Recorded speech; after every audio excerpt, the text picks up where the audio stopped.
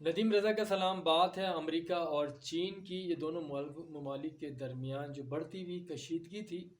اسے دور کرنے کے لیے اعلیٰ سطح کے یعنی کہ وزارت خارجہ سطح کے مذاکرات ہوئے، اور ان مذاکرات جو ہوئے اس میں یہ تھا کہ جو کشیدگی ہے اسے کم کیا جائے، لیکن کشیدگی کم ہونے کے بجائے مزید بڑھ گئی ہے۔ ہوا کچھ اس طرح سے، جو الاسکا میں مذاکرات ہوئے ہیں اس میں چین اور امریکہ کی جانب سے ایک دوسرے کے اوپر بھرپور الزامات لگائے گئے ہیں، اور سنگین الزامات لگائے گئے ہیں۔ امریکہ نے چین کے اوپر تبت کا ایشو اٹھایا، ہانگ کانگ کا اٹھایا، انسانی حقوق کی خلاف ورزیاں، سنکیان کا، اور جو تجارتی جو ان کے امریکہ کے دوست ممالک ہیں ان کے اوپر یہ بھی کہا جا رہا ہے کہ جو تجارتی پابندیاں لگا کے ان کو دباؤ کے طور پہ استعمال کیا جا رہا، تجارت کے ہتھیار کے طور پر یہ الزامات لگائے۔ اس کے جواب میں چین نے بھی کہا کہ امریکہ اپنی جمہوریت اپنے پاس رکھے اور اس خام خیالی سے باہر نکلے کہ جو امریکی جمہوریت ہے وہی دوسرے ممالک میں ہونی چاہیے۔ اس طرح سے ایسا ہرگز نہیں ہو سکتا، کیونکہ امریکہ کے اندر خود انسانی حقوق کی خلاف ورزیاں ہو رہی ہیں، جہاں سیاہ فام باشندوں کو تحقیق کیا جا رہا ہے، سر راہ انہیں قتل کر دیا جاتا ہے۔ یہ کہنا تھا چین کے وفد کا، لیکن اس سے پہلے امریکہ کے اندر سے خود یہ آوازیں اٹھ چکی ہیں کہ وہاں سنگین خلاف ورزیاں ہو رہی ہیں انسانی حقوق کی، اور اسی کو لے کے امریکہ نے چین پہ الزام لگایا کہ یہ غیر مسلمانوں کے خلاف جو انسانی حقوق کی خلاف ورزیاں ہو رہی ہیں اس کی مثال کہیں نہیں ملتی۔ تو گویا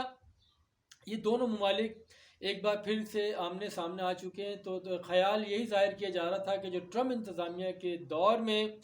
چین کے خلاف جو انتہائی سخت گیر موقف، سخت گیر پالیسی اختیار کی گئی تھی اس میں شاید کمی ہوگی۔ اسی کو لے کے چین بھی وہ تھا، یہ سہمت تھا کہ ہو سکتا ہے کہ مذاکرات میں کمی ہوگی، لیکن دونوں جانب سے جو انتہائی سخت موقف اختیار کیا جا رہا ہے، اور اس سے پہلے ہی بائیڈن انتظامیہ نے آتے ہی چین کے خلاف بھی پابندیاں عائد کی تھیں۔ تو اس ساری صورتحال میں یہ جو دو ممالک ہیں بڑی طاقتیں ہیں، معیشت بھی اقتصادی طور پہ بھی دونوں انتہائی مستحکم ہیں، اور عسکری لحاظ سے بھی دونوں مستحکم ہیں، کیونکہ ان دونوں ممالک سے ہی اسلحے کی خرید و فروخت کا سلسلہ بھی جاری ہے، دیگر ممالک کو بیچا بھی جا رہا ہے۔ اگر ان دونوں ممالک کے درمیان کشیدگی بڑھتی ہے، اب سوال یہ پیدا ہوتا ہے اگر کشیدگی بڑھتی ہے تو کیا یہ صرف ان دونوں ممالک تک ہی رہے گی، یا یہ پراکسیز پھر لڑی جائیں گی اس کی؟ کیونکہ پاکستان میں سی پیک ہے جس کے خلاف پہلی باتیں کی جا رہی ہیں، جو پڑوسی ممالک اس کے خلاف سبوتاژ کرنے کی کوشش میں ہیں، جو ہمارے بلوچستان میں اور قبائلی علاقے جو وہاں پہ جس طرح کی دہشت گردی کے واقعات ہوئے، سیکورٹی فورسز پر حملے ہوئے، تو اس میں یہ دیکھنا ہوگا کہ گو کہ پاکستان کی جانب سے پاکستان کی سیاسی قیادت اور عسکری قیادت کے جو اسٹیٹمنٹس آئے ہیں کہ پاکستان کسی بھی جنگ میں، کسی بھی کشیدگی میں غیر جانبدار رہے گا، کسی کا حصہ نہیں بنے گا۔ تو آیا اگر یہ صورتحال خراب ہوتی ہے چین اور امریکہ کی، تو ایسے میں کیسے پاکستان غیر جانبدار رہ سکتا ہے کہ جب ایسی صورتحال میں کہ پاکستان کے مشرقی سرحد کی طرف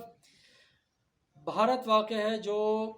امریکہ کا بہت ہی قریب ترین الائے ہے، جس کے تجارت اور عسکری بنیاد پہ بھی ان کے اسٹریٹجک پارٹنر کہا جائے تو بیجا نہیں ہوگا، تو وہ وہاں پہ موجود ہے، جس کے پاکستان اور بھارت کے درمیان کشمیر کو لے کے جو ساری صورتحال ہمیشہ کشیدہ رہتی ہے۔ گو کہ پاکستان کی جانب سے بڑے مثبت اسٹیٹمنٹ آئے ہیں، فوج کی جانب سے بھی اور سیاسی قیادت کی جانب سے بھی، کہ یہ خطہ جنگوں کا متحمل نہیں ہو سکتا، اور یہی بات جو عالمی دانشور ہیں، عالمی ادارے بھی یہی بات کہہ رہے ہیں کہ پاکستان اور بھارت کو کہ جو یہ کشیدگی ہے، جو ایشوز ان کے درمیان ہیں، اسے ایسے ہی چھوڑا نہیں جا سکتا، اس کو حل کرنا پڑے گا، کیونکہ یہ چاہتے ہوئے بھی نہ چاہتے ہوئے بھی یہ تیسری عالمی جنگ کی طرف بڑھ سکتے ہیں، کیونکہ یہاں ایک کشیدگی ہے اور ایک امریکہ اور یہ چین کی جو کشیدگی جاری ہے۔ اچھا، اسی کے ساتھ ساتھ پھر جو بائیڈن کی طرف سے جو پوٹن کو قاتل قرار دیا گیا ہے، تو ساری سیناریوں میں گو کہ یعنی کہ یہ پینڈیمک جو چل رہا ہے دنیا بھر میں، جس سے بڑی تعداد میں امواتیں ہو رہی ہیں، ویکسین کا مسئلہ چل رہا ہے، اور دنیا کو کلائمیٹ چینج کا سامنا ہے، اس ساری صورتحال میں اگر یہ کشیدگی جاری رہی تو کہاں اقوام پہنچیں گی، کہاں لوگ پہنچیں گے، ان کا کیا حال ہوگا۔ جو عالمی طاقتیں ہیں وہ ان کی گو کہ وہ معاشی طور پہ بھی انتہائی مستحکم ہیں اور عسکری لحاظ سے بھی، اور اسی کے ساتھ ساتھ ان کے اوپر بھاری ذمہ داری بھی عائد ہوتی ہے کہ دنیا کو وہ جنگوں سے بچائیں اور اپنے اس شعور کا مظاہرہ کریں جس میں جنگ نہ ہو اور لوگوں کو اس کی چکی میں نہ جھونکا جائے، اس کا ایندھن نہ بنایا جائے جنگوں کا۔ تو اس کو دانش کے ساتھ امریکہ کو، چین کو اور یہ روس کو چلنا ہوگا، کہیں ایسا نہ ہو یہ جو پینڈیمک ہے جس کی ویکسین کے اوپر ابھی وہ بھی ایک پالیٹکس چل رہی ہے، ویکسین کے اوپر بھی جو غریب ممالک جو ہیں ابھی بھی رہتے ہیں جنہیں ویکسین نہیں پہنچی یا تھوڑی سی پہنچائی گئی ہے، جبکہ جو ترقی یافتہ ممالک ہیں وہاں پہ ویکسین لگائی جا چکی ہے۔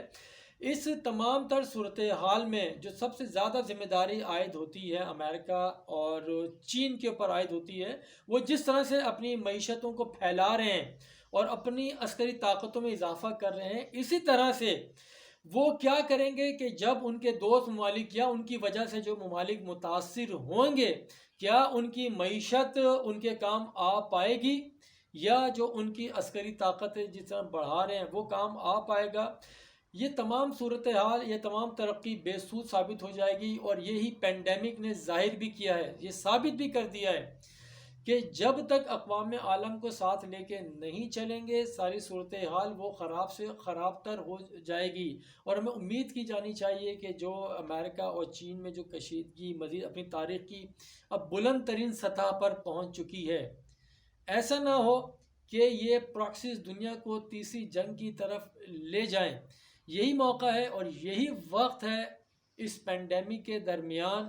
ایک ساتھ بیٹھیں، اور جو ایک دوسرے پہ الزامات لگا رہے ہیں، کیونکہ ہر جگہ انسانی کوئی خلاف ورزیاں یہ ڈھکی چھپی بات نہیں ہے، دنیا کا کوئی بھی ملک ہو وہاں پہ سب جگہ ہو رہی ہیں، لیکن کہیں زیادہ کہیں کم۔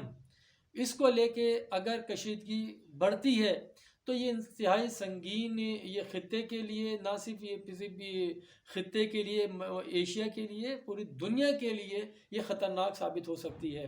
تو ایسی صورتحال میں پاکستان جو ہے وہ کہاں کھڑا ہوگا؟ گو کہ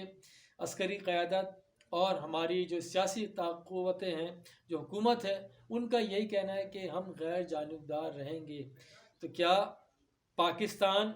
غیر جانبدار رہ سکتا ہے اس کمزور معیشت کے ساتھ اور انتہائی سخت دشمن کے ساتھ جو مخالف پاکستان کا کوئی بھی موقع ہاتھ سے نہیں جانے دیتا پاکستان کو نقصان پہنچانے کا؟ تو یہ وقت ہے، ہمیں بھی سوچنا پڑے گا کہ ہم غیر جانبدار کس طرح رہیں گے اور اپنے آپ کو اس تمام تر صورتحال میں کیسے محفوظ اور ترقی یافتہ ملک بنائیں گے۔ بہت شکریہ، خدا حافظ۔